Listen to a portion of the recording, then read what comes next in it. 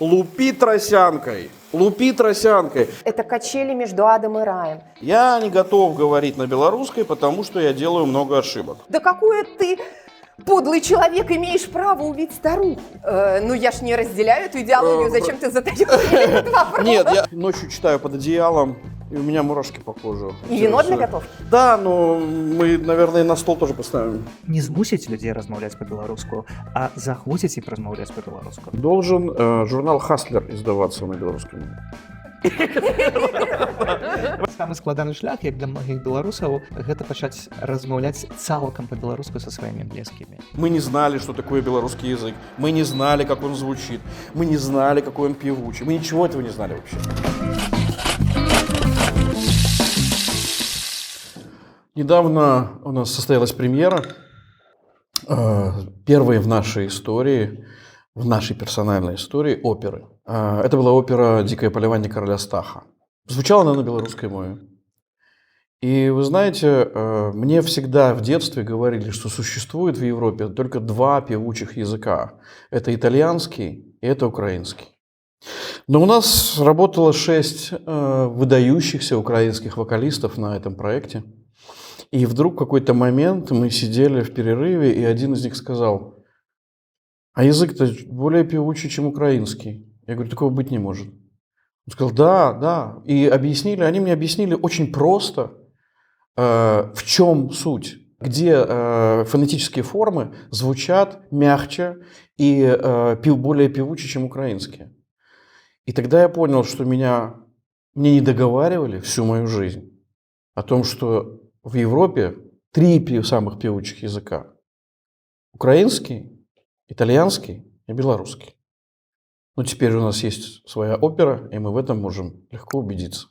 Сегодня мы поговорим о языке, о белорусском языке и о языках, самых разных языках, в том числе достаточно злых. Я бы никогда не подумал, что, снимая 15-ю программу, мы лишь впервые обратимся к мясу. В данном случае к говядине. Знаете, мы будем готовить бефстроганов. Или, как говорят в других странах, строганов. Это блюдо обросло огромным количеством мифов. Вплоть до того, что кто-то мне однажды сказал: ты же знаешь, что это русский повар Строганов сделал это блюдо? Биф – это говядина, а Строганов – это его фамилия. И я сказал: знаете что? Строганов – это фамилия русского купца. Но сделал и придумал это блюдо, и развил его Андре Дюпон, французский кулинар. Поэтому давайте мы не будем переписывать историю и французские изобретения снова отдавать, там, например, русским поварам. Поэтому сегодня мы поговорим вот в таком же контексте приблизительно, мы поговорим и о языках. О языках не говяжьем и свином, а скорее о лингвистике, о фонетике. И с кем, как не с Дианой Балыко, поэтессой, писательницей, драматургом, нам поговорить на эту тему. Моя первая гостья Диана Балыко.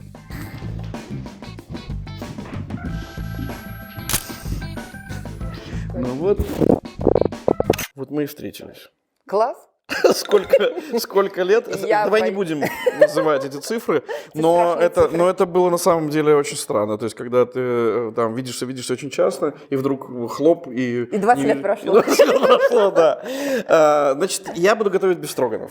В этом есть сакральный смысл, потому что блюдо приписывается русским, а придумал его француз. Да? Поэтому... Мне кажется, так с каждым блюдом. Вот. Что борщ, что пельмени. Китайские пельмени называют сибирскими. Да. Украинский борщ и русский все время хозяйки спорят. Да, и вот ты знаешь, я-то хочу с тобой говорить о языке и о языках. И у меня есть своя... Давай я начну потихонечку готовить, жарить, парить, параллельно говорить. Потому что я хочу с тобой поделиться с некими своими, ну, скажем так, размышлениями на тему филологии и языкознания. А ты мне скажешь, ты согласна с ними или не согласна.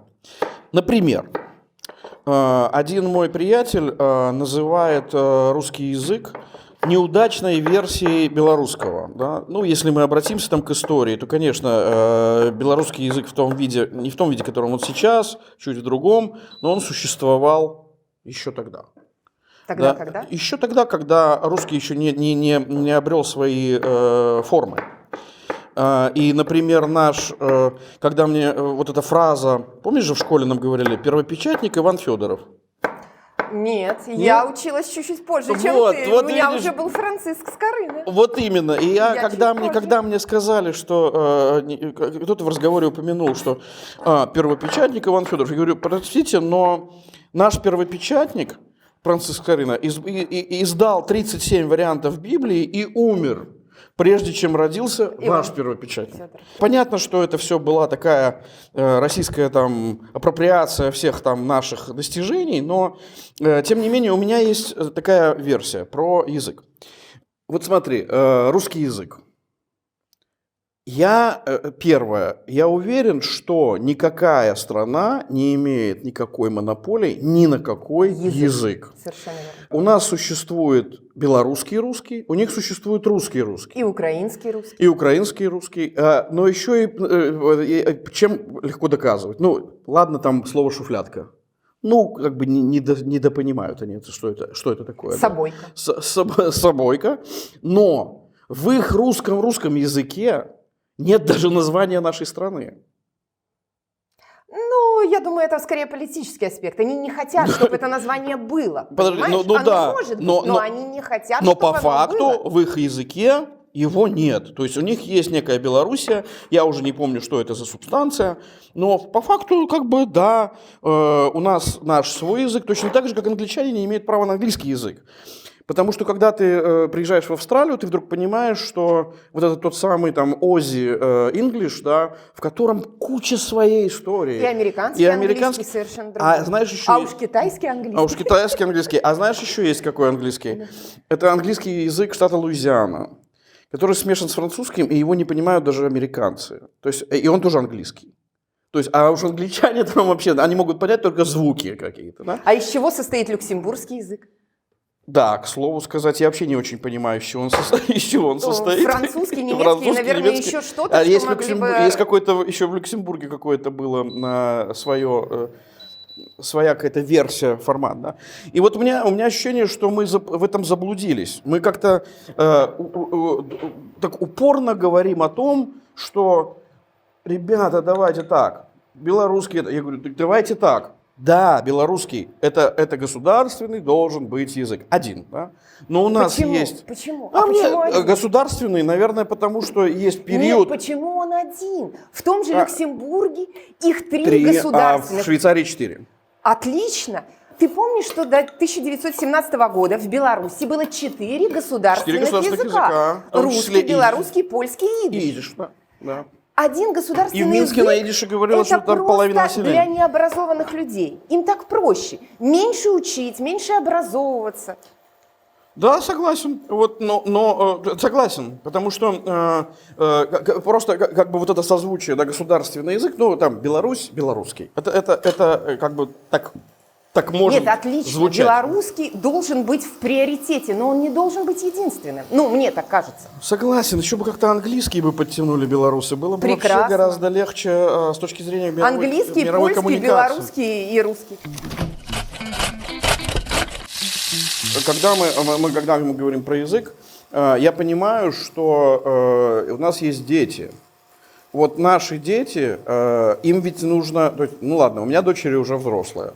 У них уже у одной, наверное, английский это второй язык у старшей, а у младшей он уже практически первый. Она на английском не делает никаких ошибок, а на русском или белорусском она делает ошибки.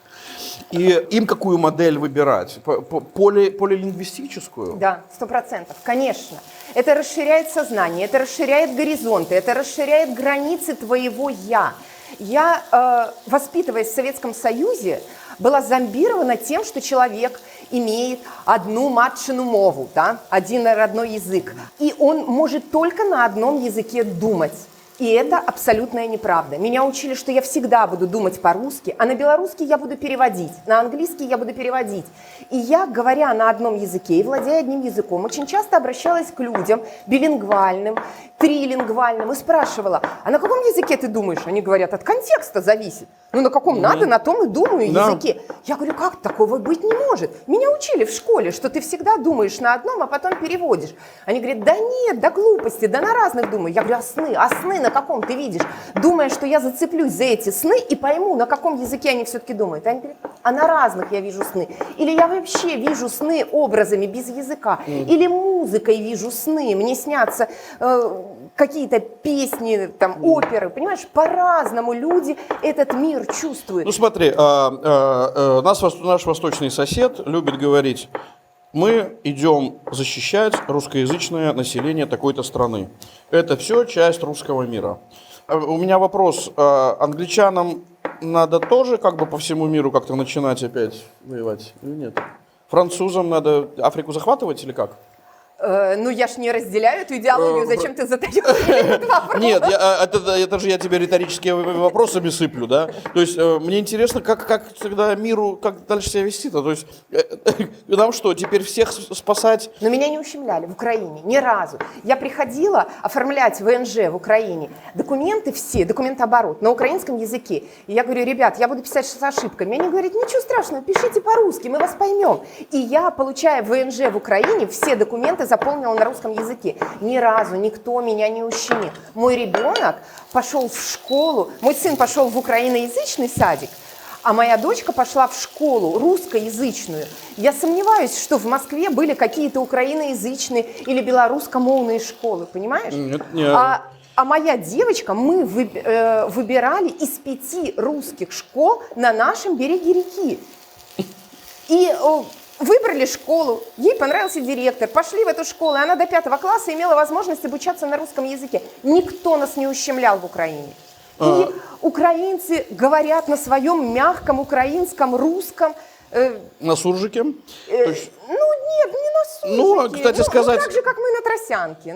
Так суржик это же есть тросянка, да? То есть я просто, когда пришла война, и Украина переключилась на украинский язык. Никто, кстати, не сделал больше для украинского языка и для его развития, чем Путин. Ну, это безусловно. Это я ему готов отдать должное. Мне просто кажется, что он СБУ нанят. Он нанят СБУ для того, чтобы более того, самосознание украинцев. Более того, он ведь совершенно точно объединил еще и Восток с Западом, что так Украины. То, что так никому не удавалось недолго не удавалось никому, да.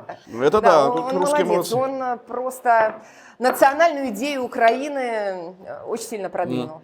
Смотри, когда мы говорим про языки, да, то есть понятно, что в этом присутствует некий политический всегда мотив, потому что благословенной памяти Зенон Поздняк, он считает, что вообще должен быть один язык, белорусский, и все, потому что и дальше разговор идет про Российскую империю, бла-бла-бла.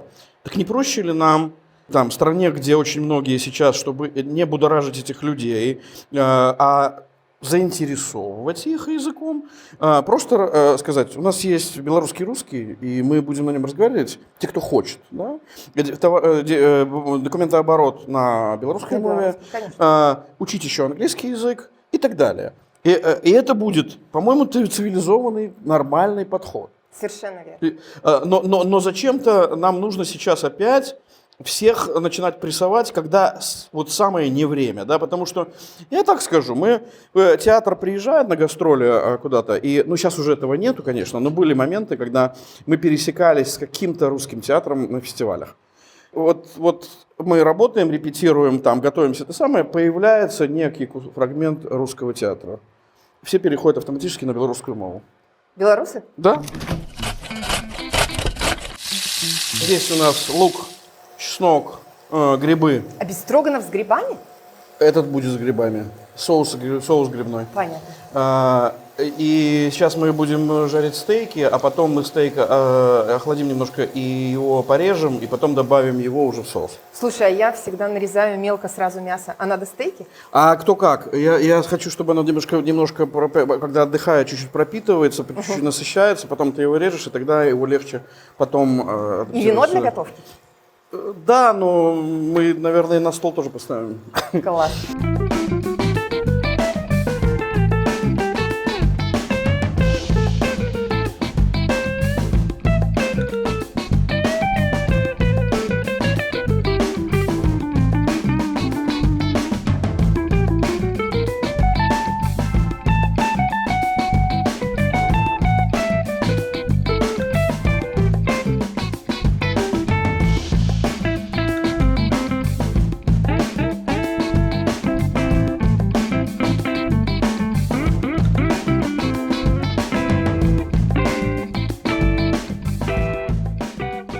Проблема на самом деле в человеческой,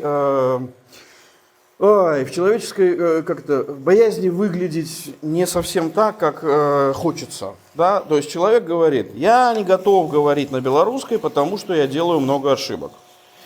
И это правда. Да, выглядишь не очень, когда ты делаешь какие-то банальные ошибки.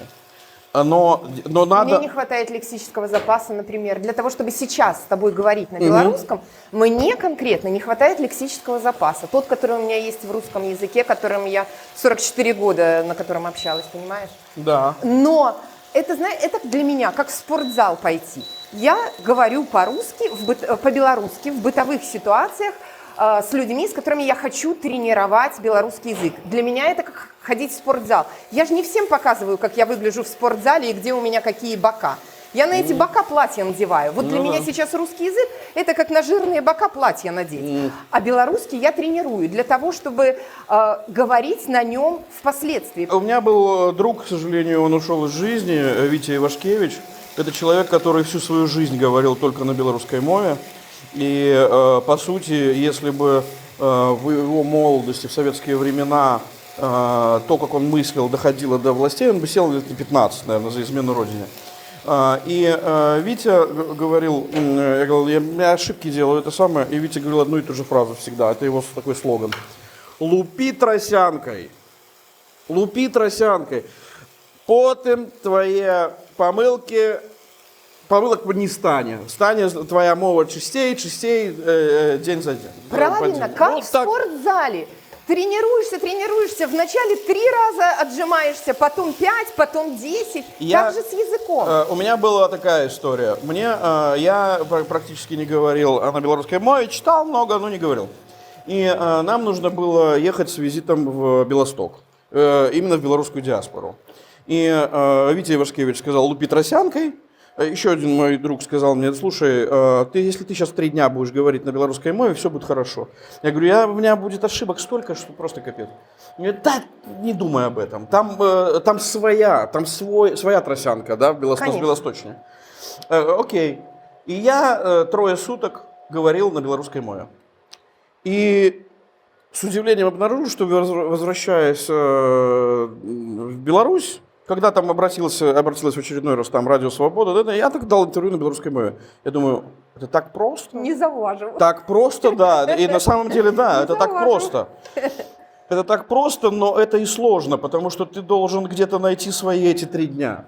И острую нужду поговорить в эти 3 дня не на том языке, который тебе более комфортен исторически. Режу мясо, потому что мне кажется, что оно, и не кажется, это часть поваров делает это, обжаривая куски на сковородке, а уже отдельно нарезанные. А часть делает это после того, как стейк чуть-чуть отдохнет, чуть пропитается, и потом добавляет туда и доводит соус. Но оно очень сочно выглядит, очень сочно. Ты мне скажи, изменилось ли твое отношение к русской культуре или нет за последние годы? Слушай, это качели между адом и раем.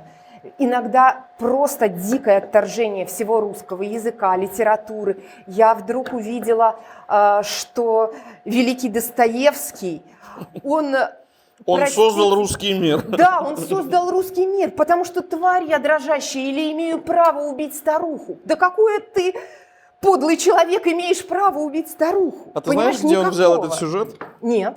В газете. Прочитал, подрасспросил, подразузнал и просто его выложил как бы. И у Достоевского огромное количество, благодаря его там порокам, его жизни, у него большое количество вещей, которые ему надо было, например, он в Висбадене. Поиграл в казино, просрал там все бабки. Ему говорят, ну так давай тогда пиши уже, дорогой ты мой, новый роман. И он пишет «Идиота». Где брать идиота? Идиота ищем, где-то сюжеты, что-то подворовываем, потому что разработать такой сюжет, вот на такую книгу за месяц, ну это нереально просто. Ты же сама это знаешь прекрасно. У меня к русской литературе, я на ней не рос, я на ней не воспитывался. Она меня не воспитывала никаким боком. А на какой ты литературе? На французской, на английской, позже на современной американской. Ну, я Это тебе было завидую. то, что на меня больше Я тебе всего завидую. влияло. Я росла на русской. На русской настолько, что я поступила в литературный институт имени Горького в Москве. И преподаватели, которых я очень уважала, рассказывали мне, что все языки территории постсоветского пространства, они вторичны. На них невозможно создать великие произведения Это у нас литературы. есть такой великий литературный критик, который это брякнул тоже. Поэтому пишите, пожалуйста, приехавшие из Казахстана, из Беларуси, наши студенты, пишите на русском. Тогда у вас есть возможность создать великое произведение. У вас же не разработанные убогие языки. И, блин, ты не поверишь, я писала на русском. Язык живое явление, мы его создаем, мы создаем. Пушкин создавал русский, мы создадим белорусский. Ну, может, не я, но уж Валярина Кустова и Дранько Майсюк создадут белорусский прекрасный, и создают, и он есть кстати прекрасный. сказать, Если моя необразованность не позволяет мне владеть в полной мере хорошим белорусским, то есть прекрасные авторы, которые пишут чудесно на белорусском. Я и Мария обожаю. Мартысевич. Я обожаю белорусский, например, этого Бахаревича. Для меня он прям вот новый язык, вот прям такой, который когда-то меня так сильно прибил Короткевич, потому что я вдруг понял, что блин, я прочитал «Дикое полевание короля Стаха» сначала на русском языке. В каком-то литературном журнале, я там только вышел, там, я прочитал и такой, ну неплохо. А мне кто-то говорит из друзей, ну вообще-то он его писал на белорусской мове. На белорусской мове. Я такой, ага, хорошо, беру на белорусской мове, как сейчас, по-моему, в журнале «Неман». Ночью читаю под одеялом, и у меня мурашки по коже. И я думаю, елки-палки, учитывая, что литературу всю, там, французскую, там, все эти Дюма, Вальтеров Скоттов, и британскую, и американскую, я все читал как бы в переводах. Конечно. А тут ты получаешь язык, который ты вдруг говоришь, ёпарасоте, он же настолько мистичен, он настолько красиво сплетен, да. И сейчас, когда работал над оперой, над либретто, ты думаешь, как это сохранить, как? И благо, что у нас есть великий Ходанович. И Ходанович смог передать вот этот язык. Просто он прочитал всю поэзию Короткевича, прежде чем написал либретто, да, поэтри либретто. Он вник полностью в глубину языка Короткевича. И мы получили великолепную поэзию. И украинцы говорили, это невероятно, потому что мы не знали, что такое белорусский язык, мы не знали, как он звучит, мы не знали, какой он певучий, мы ничего этого не знали вообще. Учить! Так же, как идти в спортзал и тренироваться. Тренироваться каждый день. Ты готова учить какой-то еще новый язык? Я вынуждена учить новый язык. Я буду учить польский, и я буду совершенствовать английский, да, конечно, конечно, обязательно. И если Бог даст мне обзавестись на пенсии маленькими апартаментами на берегу моря, я с удовольствием начну учить испанский или португальский. Да. Белорусский тренироваться каждый день, как в спортзале. Белорусский ты знаешь. Нет, что я училась в лицее БГУ белорусскомовное отделение, училась на гістфаку БДУ беларускамоўнае отделение. Мне нават зараз простей про историчные подеи размаўлять по-беларуску, так. тому што гэта ў пасіўным запасе ляжыць і ў сэрцы, і ў галаве. Значит, смотри, мы добавили горчицу. Сейчас это еще 15 минут где-то потомится. Потом мы добавим сметану, разогреем, поджарим картошку и будем садиться за стол. Класс, предвкушаю.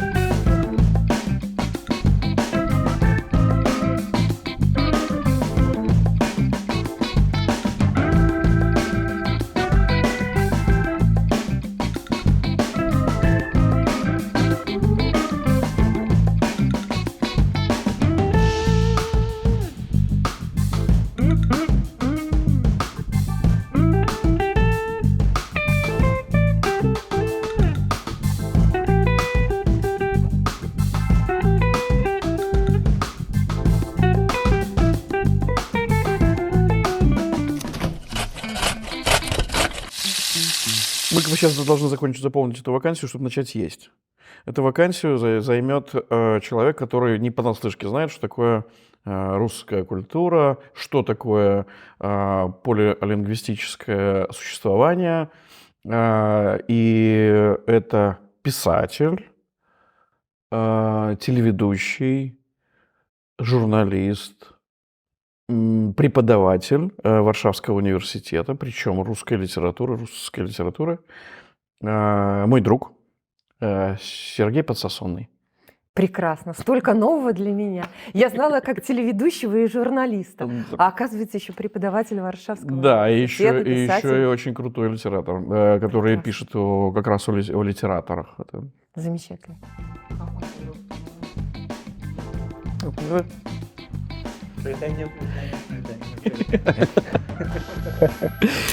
Рада тебя бачить. Николай столько нового о вас рассказал. Ты знаешь, у меня... Я же не был на твоих занятиях в университете, например. Ну, приходь. Да, и мне очень интересно. Я всех запрошаю, никто не приходит. Да? На польской мове? Не, по-русски. Нет. По-русски? Ну да. Выкладаете по-русски? Да, русская же литература.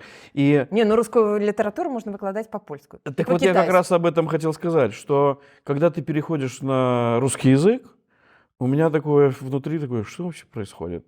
То есть это как-то для меня ненормально. У меня настолько ассоциация с тобой только белорусскомовным. То есть прям вот... А солодой белорусскомовной. Да, один из образцов того, как надо говорить. Да, это тут, Сергей, извини, что хвалю при тебе, хотя ты нормально, да? Давайте за встречу сначала. Я принципиально, чтобы разорвать шаблоны к красному мясу, пошел купить белое вино. Да. Я ни в одной стране мира, мы были там больше, чем в 100 странах, везде работали, это не просто туризм там и так далее, везде погружались в культуру, и я ни разу не услышал, чтобы какая-то страна, какой-нибудь специалист сказал бы, великая французская литература. То есть, а испанская нет, да, то есть, как бы, а британская нет, да, то есть, и поэтому никто этого не говорит никогда, потому что это какая-то пошлость вообще. И одна страна есть, которая говорит, великая русская литература, великий русский язык. Чем, я знаю, чем великая Великая страна еще. Великая страна, да, великая, да, и там в великом шкафу у меня есть великие трусы, и я там ем да, конечно, у меня нет только великой стиральной машины и великого унитаза, да, но есть дырка в земле. Разговор не об этом. Что, если это все не великое, да? И для меня оно никогда не было великим, потому что я как-то трезво относился всегда к русской литературе. Во-первых, из-за ее такой имперскости, во-вторых, из-за того, что я навешивал на этих писателей вину за то, что они сделали с народом, больше, чем на политиков. Вот то, как они поменяли сознание, вот эта имперскость, которая достигла просто каких-то высот невероятных, мне это очень не нравится, вот прям не нравится. И мне в детстве были, я не знал почему, но мне был ближе какой-нибудь Д'Артаньян. Блин, я на Дюма вырос больше, чем на Толстом. Потому что... На Дюма ці на Боярскім? Не, на Дюма. Еще Боярский. У Боярского тогда еще шляпа не выросла. Поэтому я непосредственно на Дюма, я с запоем читал и Дюма, и попозже Пруста, и Вальтера Скотта, и Фенемора Купера. Ну, это для меня было вот каким-то таким воздухом. Я понимал, что это не совок, это какая-то вот другая история. А когда я погружался там в 14 лет, меня шарахнуло этим преступлением наказанием. Меня так накрыло. Я сказал, наверное, это великий писатель, потому что, ну, прям вот накрыло. И особенно сначала преступление, а потом уже и наказание, да, то есть как бы... А потом идиот. А потом идиот. Нет, вот сначала игрок, а потом идиот, да.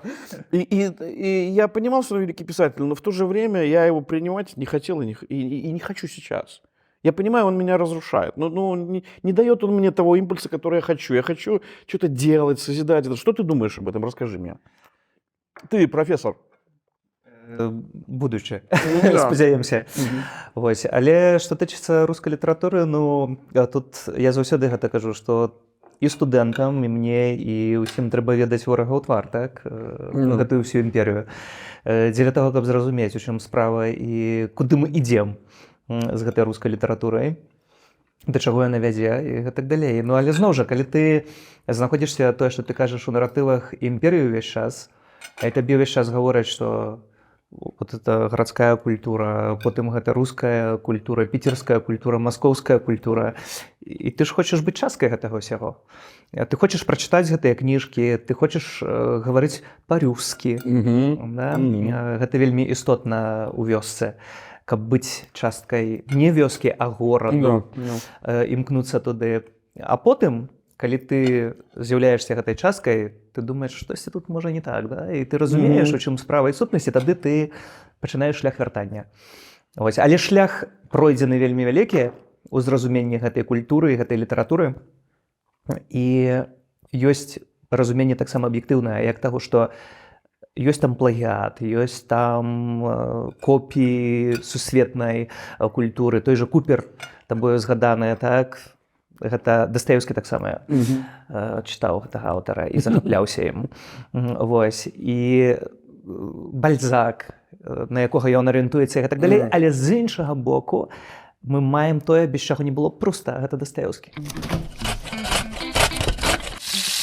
Вообще является нонсенсом, что существует такой предмет в школе русская литература. 3 раза в неделю. У беларускай школе так. Ну, это же бред. Ну, а при чем тут... я понимаю, что если бы она была в составе мировой литературы, и мы там бы...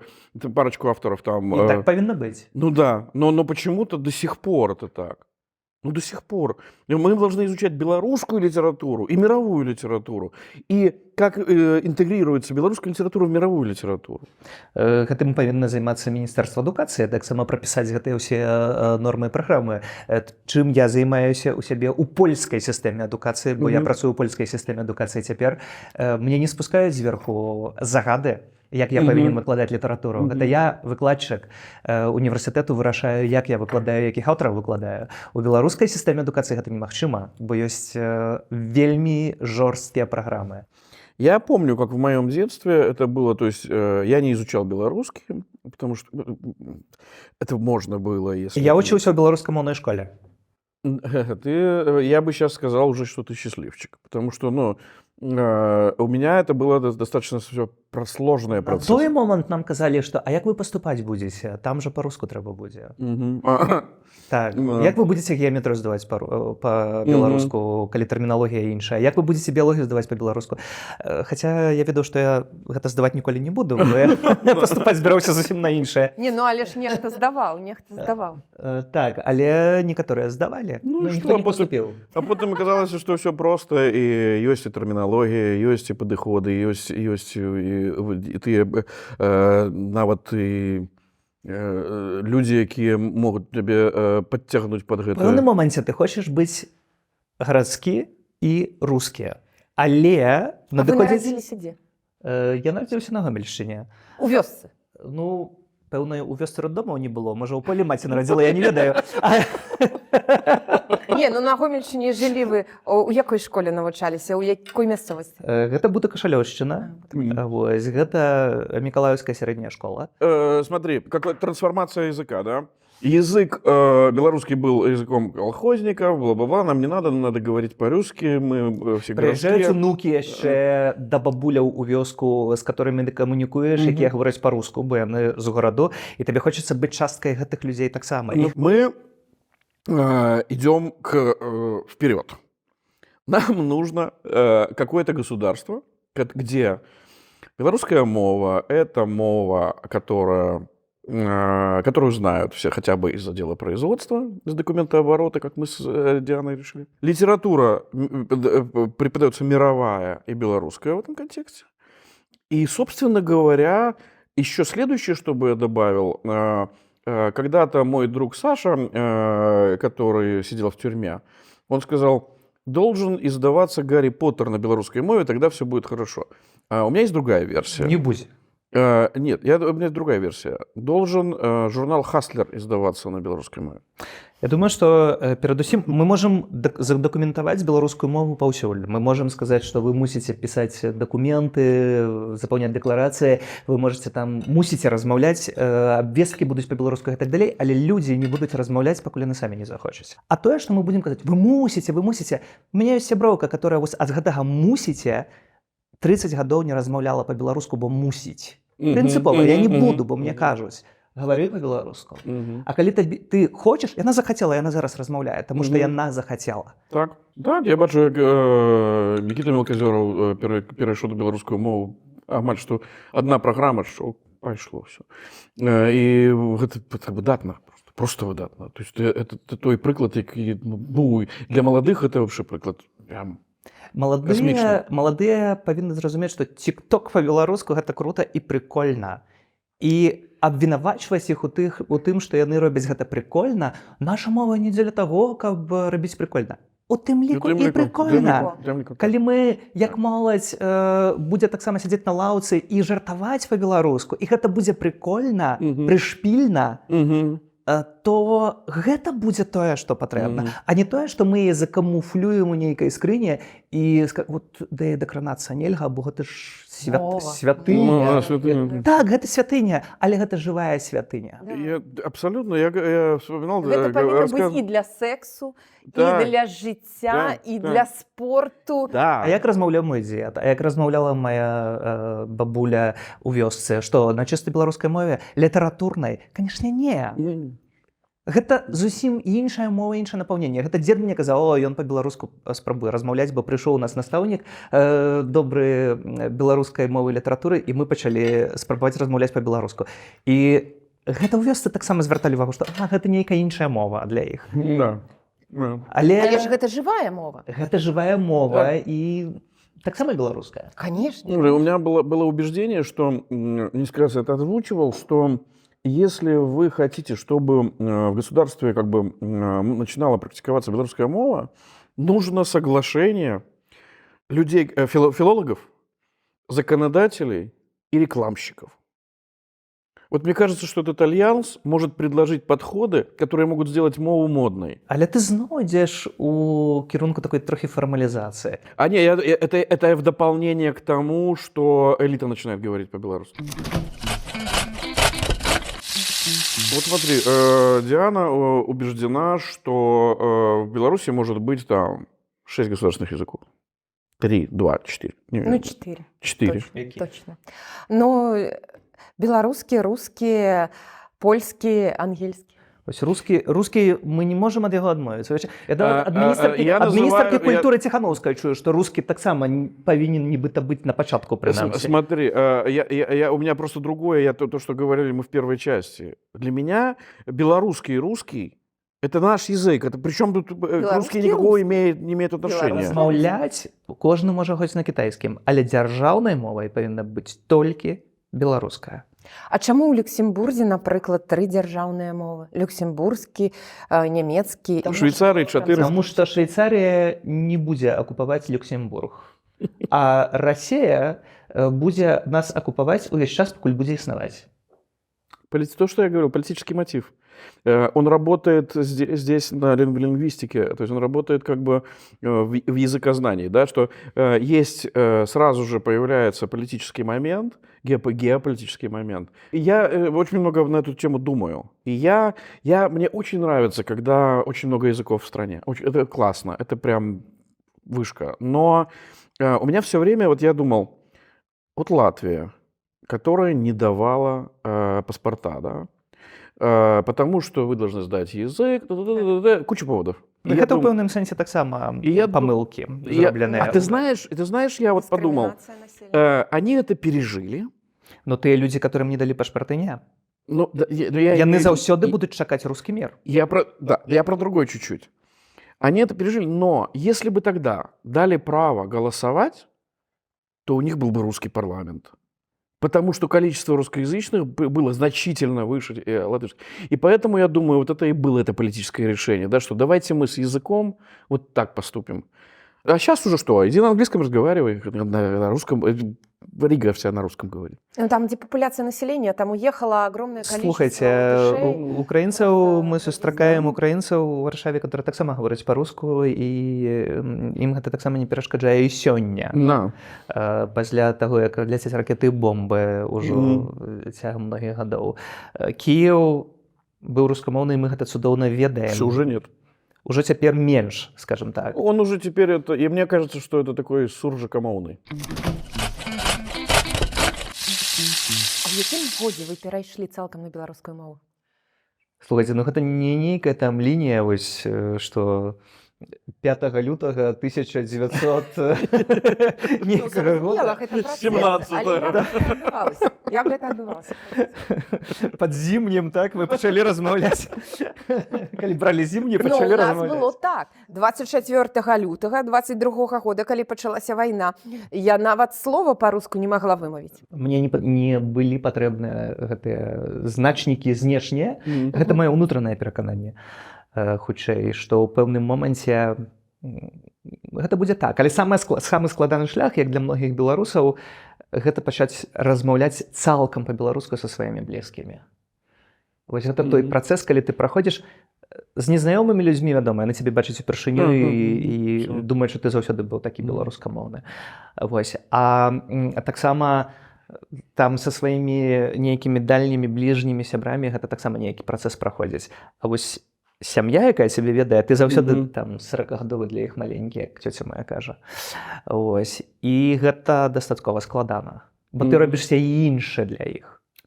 Да. А мне наадварот, у сям'і прасцей размаўляць па-беларуску, таму што там не трэба, там я магу падбіраць словы, экаць, пэкаць, мэкаць. Так, А так, калі так. Я я так само. прыходжу на тэлевізійны эфір, ці я прыходжу выкладаць нешта, размаўляць са студэнтамі. Тебе муж Мне- размаўляешь по-беларуску? Конечно. Ну так, у быту, але ж не цалкам. Калі трэба даваць інтэрв'ю, ён таксама будзе размаўляць па-руску. І калі я прыходжу да табе, мне прасцей сфармуляваць свае думкі па-руску. А у быту я гаварыла Мікалаю, што, напрыклад, з братам маім, я зусёды з малодшым братам, зусёды размаўляла па-беларуску.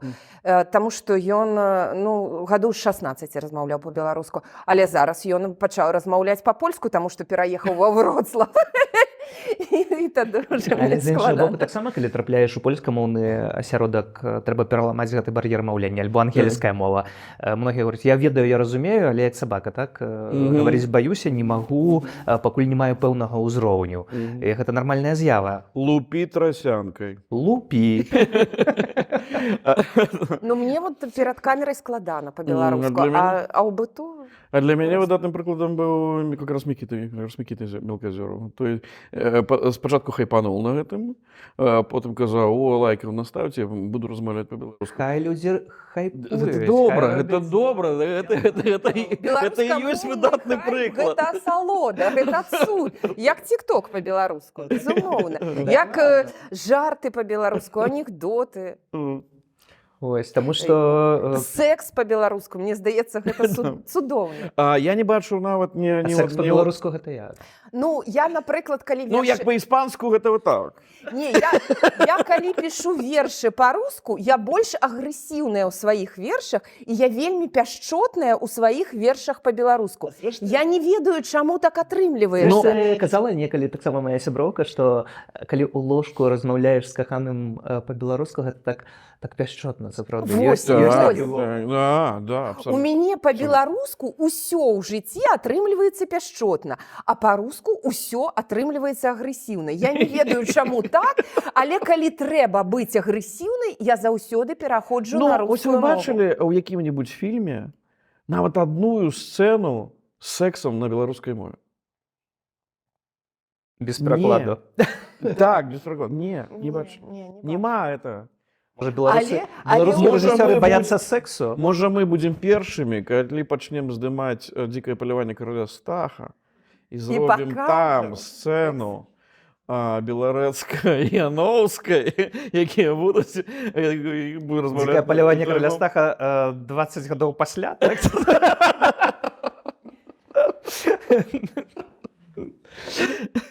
В якім фільме ты хацеў пабачыць сцэну на беларускай мове? Да ў сексуальную? любы. Да ў любы. Мне здаецца, што ніколі якім- сексуальная сцэна не испортит фільм. Секс у вялікім горадзе па-беларуску быў бы вельмі цікавы. Есть вот там красная такая лампочка. Знаете, кто это? Вот красная лампочка. Вот там. Луч света в темном царстве? Это белорус. И вы сейчас можете ему что-то сказать. Диана, скажи что-нибудь, что ты хочешь сказать белорусу? Любите родную мову. Практикуйтесь, тренируйтесь, как вы ходите в спортивный зал и тренируйте свои мышцы, также тренируйте языковые свои навыки. Размаўляйте по-беларуску, размаўляйте ў быту с близкими, с далёкімі, со знаёмымі, з малазнаёмымі, таму што не пакідайце мовы нашай беларускай, каб не ўмерлі. Беларусы, не буду казаць, размаўляеце, не размаўляеце, толькі вы можете вырашыць, што рабіць з мовай. І ад гэтага рашэння будзе залежаць, ці гэтая мова будзе існаваць, ці не будзе. І будзем мы з вамі існаваць, ці не будзем. Не ў фізічным, канешне, сэнсе, бо ў фізічным нас хутка не будзе. Гэта абсалютна ясна. Але ці будуць існаваць людзі, беларусы, якія будуць з гонарам несці гэтую назву ў будучыню, вось гэта тое, што мы павінны зрабіць не сёння. Мы павінны былі зрабіць гэта учора, пазаўчора. І адсюль павінна вынікаць гэты адказ. Размаўляць, не размаўляць, чытаць альбо не чытаць. Цалкам згодны з маімі сябрамі. І дзякуй вялікі, што вы былі сёння са мной. І паелі гэта бесстроганого, гэта выдатнага французскага повара Андре Дюпона. Прыгатаванага Мікалаем Халезіным. МБИ.